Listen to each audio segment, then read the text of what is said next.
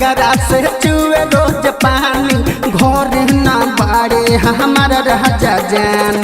अगर वाला घगरा से चुए रोज पानी घर ना बाड़े हमारा राजा जानी। देवर से दुबर करा वाइले सखीर ढेरे मजा पाइले। देवर से दुबर करा वाइले सखीर ढेरे मजा पाइले।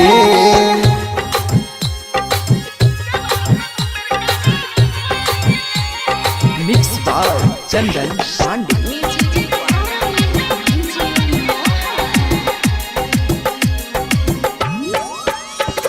सैया से सौक पूरा ना होई कबले जोगा के रखी धान हो।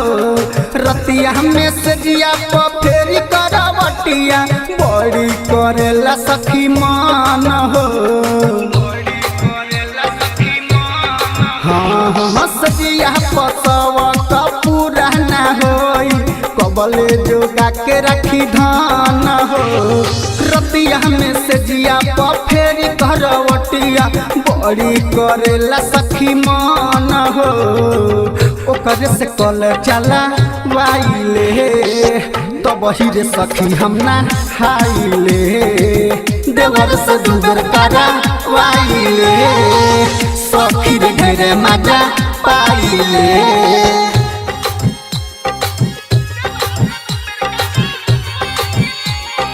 Mix by Chandan Pandey.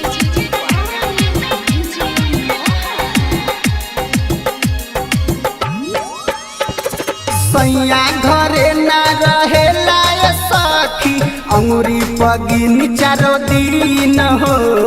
चंदन पांडे पनैखे भरोसा रखले बाड़े सवतीन हो।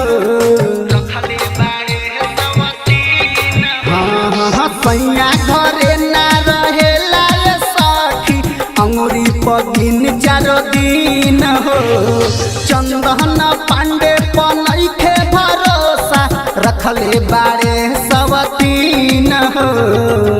आर्यन से आसे हम पुराइले सखी रे ढेरे मजा पाइले। देवर से दुबर करा वाइले सखी रे ढेरे मजा पाइले। अगर वाला घगरा से चुए रोज पानी घर ना बाड़े हमारा राजा जानी। देवर से दुबर करा वाइले सखी रे ढेरे मजा पाइले। देवर से दुबर करा वाइले सखी रे ढेरे मजा पाइले। Mix by Chandan Pandey.